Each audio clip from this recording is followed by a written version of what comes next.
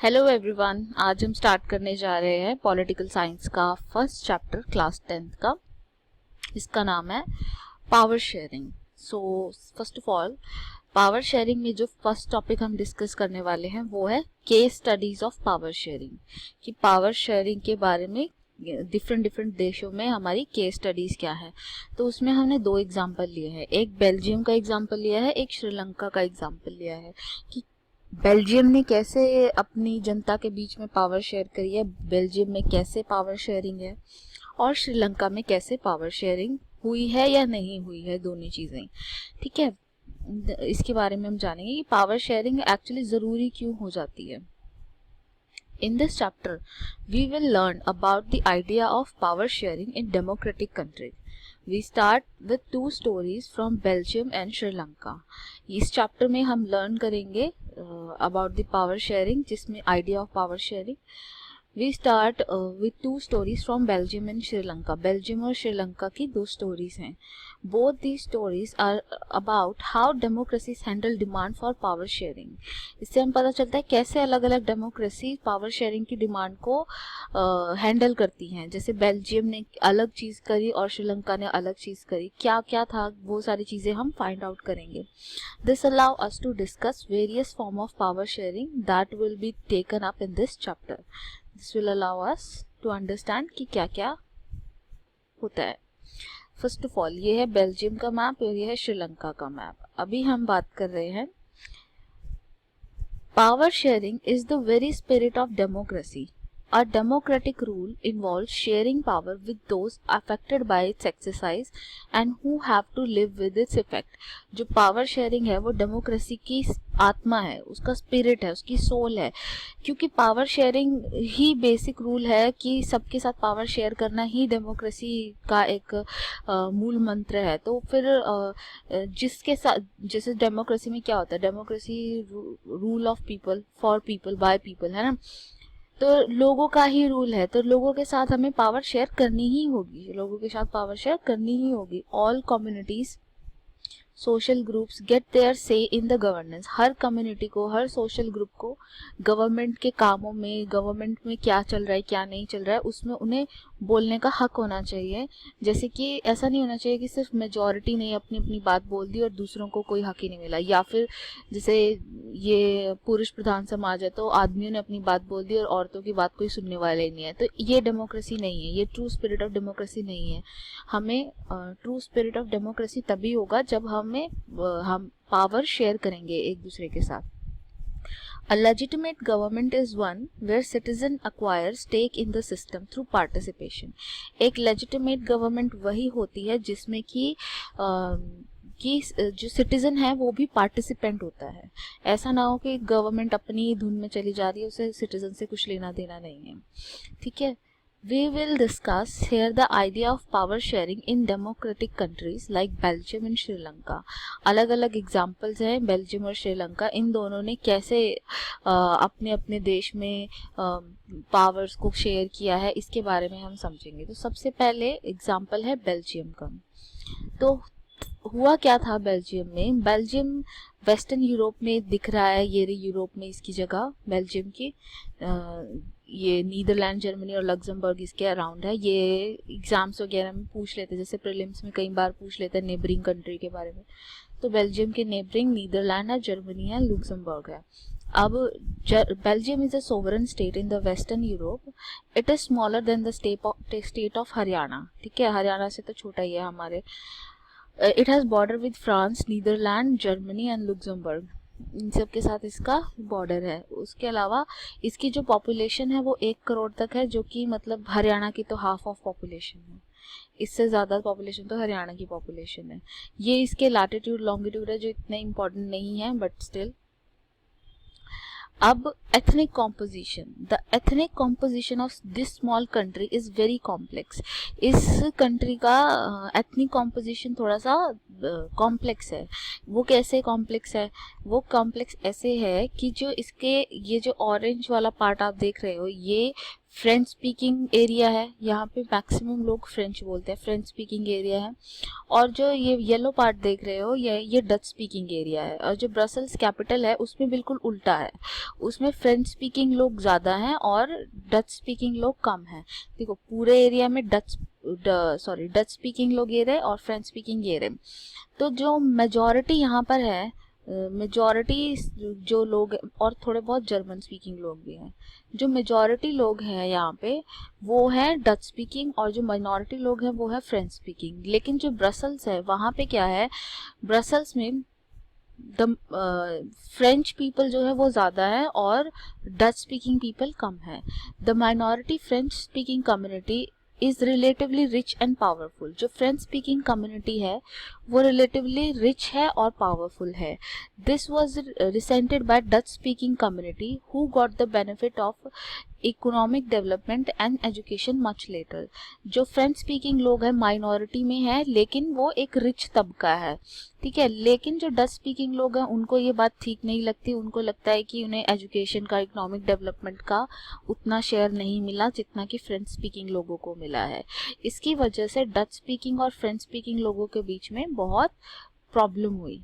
फिर इसमें इसको सॉल्व कैसे किया गया? The Dutch speaking community could take advantage of its numeric majority and force its will on French and German speaking population in Belgium. This would push the conflict among community further. देखो जो Dutch speaking लोग हैं वो majority में हैं, तो वो क्या कर सकते हैं, डच स्पीकिंग लोग अपनी बात मनवा सकते हैं क्योंकि वो मेजॉरिटी में है। लेकिन अगर वो ऐसा करते हैं तो जो देश में है कॉन्फ्लिक्ट ज़्यादा बढ़ जाएंगे, लड़ाइयाँ ज़्यादा होगी। It could lead to very massive partition हो सकता है, मैसी पार्टीशन होगा जैसे इंडिया पाकिस्तान के केस में हुआ, और इसकी वजह से बहुत ज़्यादा दिक्कत हो सकती है और हो सकता है ब्रसल्स के ऊपर लड़ाई हो जाए। ये हो सकता है कि ये हमने अभी यहाँ की कंडीशन देखी कि यहाँ पे क्या था, कि क्या क्या डच, फ्रेंच और जर्मन स्पीकिंग लोगों का टेक है। बाद में आगे हम इस वीडियो में समझेंगे कि उन्होंने आखिरकार किया क्या, इस मामले को सुलझाया कैसे। अब हम श्रीलंका का केस देख लेते हैं। जो श्रीलंका है, Sri Lanka is an island nation just few kilometre off the southern coast of Tamil Nadu. ये देखो इंडिया के बिल्कुल नीचे यहाँ पे ये अपना श्रीलंका है, श्रीलंका जो कि बड़ा करके यहाँ पे दिखाया गया है। It has about 2 crore people, 2 crore की जनसंख्या इसके अबाउट हरियाणा है ना, और साउथ एशिया रीजन में है। इसकी डाइवर्स पॉपुलेशन है। अब देखो इसकी पॉपुलेशन का जो मिक्सअप है वो ये है कि इसमें मेजॉरिटी जो लोग हैं वो सिन्हलाज हैं, बुद्धिस्ट है, सिन्हलाज है, ठीक है। वो मेजॉरिटी ऑफ लोग जो ये येलो पार्ट से दिख रहे हैं, और जो ये पिंक पार्ट दिख रहा है ये श्रीलंकन तमिल का पार्ट है, ये श्रीलंकन तमिल का पार्ट है। एक बार दोबारा से मैं रिपीट कर देती हूँ। जो पिंक पार्ट है वो श्रीलंकन तमिल का पार्ट है और जो येलो पार्ट है वो सिन्हलीज का पार्ट है, ठीक है। There are about 7% of Christian who are both Tamil and Sinhalas. 7% ऐसे लोग हैं जो तमिल्स भी हैं, सिन्हलास भी है, बट ये तो चलो हमारा उसके बाहर है, कोई एक्स्ट्रा ही फैक्ट है। अब यहाँ पे हुआ क्या कि जो सिन्हला कम्युनिटी है उसके पास मेजॉरिटी है और इसलिए वो अपनी विल पूरी कंट्री के ऊपर लगा सकती है। ये अभी तक हम सख्ती में बात कर रहे हैं कि ऐसा हो सकता है, ठीक है, कि सिन्हला कम्युनिटी मेजॉरिटी में है, वो तमिल्स के ऊपर अपनी चला सकती है, ठीक है। अब देखते हैं हुआ क्या है एक्चुअली में, क्या हुआ श्रीलंका में। श्रीलंका में सिन्हलाज ने अपनी सुप्रीमेसी जो तमिल्स थे उनके ऊपर चलाने की कोशिश करी। Sri emerged as independent country in 1948. The leaders of the Sinhala community sought to secure dominance over the government by virtue of their majority. जो सिन्हला लोग थे उन्होंने अपनी मेजॉरिटी का दम दिखाने की कोशिश करी बाय कैप्चरिंग द गवर्नमेंट, कि वो गवर्नमेंट में रहेंगे सबसे ज़्यादा, तो वो मतलब मेजॉरिटेरियनिज्म एक तरह से किया। एज अ रिजल्ट जो democratically elected government adopted a series of majoritarian measure to establish Sinhala supremacy. तो जो गवर्नमेंट थी उसने मेजॉरिटेरियन मेजर लेना स्टार्ट कर दिया और सिन्हला सुप्रीमेसी इस्टेब्लिश करी। मेजॉरिटेरियनिज्म क्या होता है? जब सिर्फ मेजॉरिटी की बात सुनी जाती है। A believe that majority community should be able to rule a country in which ever way it want, कि जो मेजॉरिटी है देश में वो किसी भी तरीके से कंट्री को रूल कर सकती है, उसकी मर्जी, उसकी नीड्स और उसकी विशेस ही सबसे महत्वपूर्ण है, जो दूसरे लोग हैं उनकी नीड्स का कुछ भी नहीं है। In 1956, an act was passed to recognize Sinhala as the official language, thus disregarding Tamil. 1956 में सिन्हाला को ही ऑफिशियल लैंग्वेज घोषित कर दिया गया और तमिल को डिसरिगार्ड कर दिया गया। तो इस तरह से लोग, जो तमिल लोग थे, वो भड़क गए। The government followed the preferential treatment to सिन्हलास। जो गवर्नमेंट थी उन्होंने प्रेफरेंशियल ट्रीटमेंट दिया सिन्हलास को, स्कूल्स में एडमिशन के लिए, यूनिवर्सिटीज़ में एडमिशन के लिए, हर चीज़ के लिए बहुत प्रेफरेंस मिली है सिन्हलास को। एज अ रिजल्ट सिन्हला और तमिल कम्युनिटी के बीच में झगड़ा हो गया, इसकी वजह से इनके बीच में झगड़ा हो गया। अब क्या होता है, द बेल्जियन लीडर रिकॉग्नाइज, अब ये श्रीलंका का केस है कि श्रीलंका के केस में फाइनली हुआ क्या, सिन्हला सुप्रीमेसी स्टैब्लिश हुई। सिन्हला सुप्रीमेसी स्टैब्लिश होने के बाद श्रीलंका में सिविल वॉर स्टार्ट हो गया। The Sri Lankan Tamil launched a party for regional autonomy and equality of opportunity in securing education and job.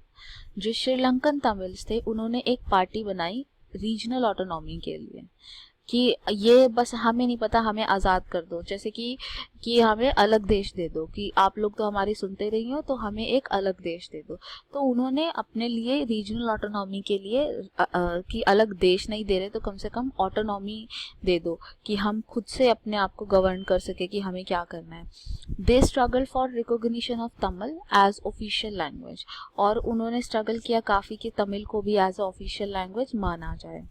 ठीक है, इससे क्या होता है, the civil war caused a terrible setback to the social, cultural and economic life of the country। इसकी वजह से country में तबाही मच गई, दो कम्युनिटी के बीच में कॉन्फ्लिक्ट हो गया और दो कम्युनिटी एक दूसरे को सहन नहीं कर सकती थी। तो इसी चक्कर में जो हमारे पूर्व प्रधानमंत्री थे राजीव गांधी जी, उनकी भी डेथ हो गई इसी सिविल वॉर के चलते। ठीक है, the distress between the two community widespread conflict में चेंज हो गया, it turned into civil war. The civil war caused terrible setback of social, cultural and economic life of the Sri Lanka. Sri Lanka की life को तहस नहस कर दिया। अब ये तो श्रीलंका में हुआ जहाँ पे मेजॉरिटेरियनिज्म लागू कर दिया गया, तो श्रीलंका तहस नहस हो गया। लेकिन बेल्जियम में क्या हुआ, बेल्जियम में बिल्कुल ही अलग मॉडल था। उन्होंने क्या किया, बेल्जियम ने उन्होंने पाया कि जो लोग हैं वो अपने आप की जो उनकी जो लैंग्वेज है, उनके जो विचार है, वो चाहते हैं कि उसको रिस्पेक्ट दी जाए। तो इन्होंने यही किया, उन सबको एकोमोडेट किया गवर्नमेंट में। The Belgian leader recognize the existence of regional differences and cultural diversity. उन्होंने महसूस किया कि हाँ ठीक है, रीजनल डिफरेंसेस हैं, कल्चरल डाइवर्सिटीज़ हैं, और उन्होंने क्या किया, फिर एक ऐसी अरेंजमेंट बनाई जिसमें कि डच, फ्रेंच और जर्मन स्पीकिंग सबको अपना अपना शेयर मिले, सबके साथ पावर शेयर हो जाए। उन्होंने ऐसी एक अरेंजमेंट बनाई। अब वो अरेंजमेंट क्या थी, वो अरेंजमेंट ये थी कि ब्रसल्स में फ्रेंच स्पीकिंग लोग ज़्यादा हैं, तो उनकी तो हो सकता है कि वहाँ पे फ्रेंच स्पीकिंग लोग ही ज़्यादा गवर्नमेंट में आए, है ना। इसलिए उन्होंने क्या किया कि 50% जो सीट है वो डच के लिए इस्टेब्लिश कर दी और 50% जो सीट्स हैं वो फ्रेंच के लिए, कि जो ब्रसल्स में गवर्नमेंट बनेगी 50-50 के बेस पे बनेगी। ठीक है, ऐसे उन्होंने पूरे देश में किया कि जो गवर्नमेंट बनेगी वो 50-50 के बेस पे बनेगी। इस तरह से जब देश में 50-50 का डिवीजन हो गया, ठीक है, 50-50 का डिवीजन हो गया पूरे देश में। फ्रेंच ने एक्सेप्ट इसलिए कर लिया क्योंकि वैसे तो वो माइनॉरिटी में थे, लेकिन अब उन्हें सेंट्रल गवर्नमेंट में 50% का शेयर मिल रहा था। और डच ने इसलिए कर लिया मंजूर क्योंकि उन्हें जो ब्रसल्स में जबकि वो माइनॉरिटी है, डच माइनॉरिटी थे ब्रसल्स में, पर उन्हें वहाँ पे 50% का शेयर मिल रहा था, इसलिए। तो इस तरह से उधर जो उनका एक बहुत बड़ा सिविल वॉर की तरफ वो बढ़ रहे थे, हो सकता था कुछ स्ट्राइफ हो सकता था, दो कम्युनिटी के बीच कोई डिवीजन हो सकती थी, वो डिवीजन नहीं हुई, बच गया।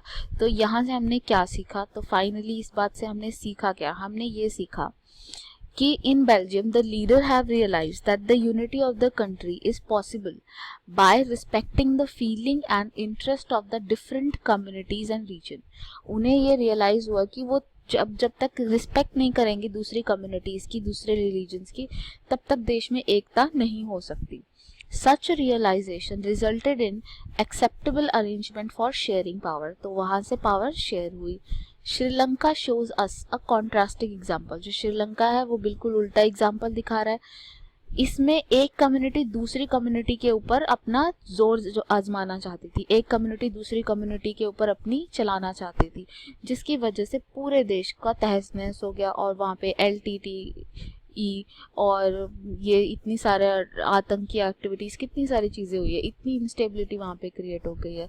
तो एकोमोडेशन ही बेस्ट वे है, पावर शेयर करना ही बेस्ट वे है. ये अभी हमें इन 2 केस स्टडी से समझ आया. ज़्यादा डिस्कशन के लिए आप मुझे कांटेक्ट कर सकते हैं थ्रू मेरी ईमेल आईडी जो डिस्क्रिप्शन में दी गई है.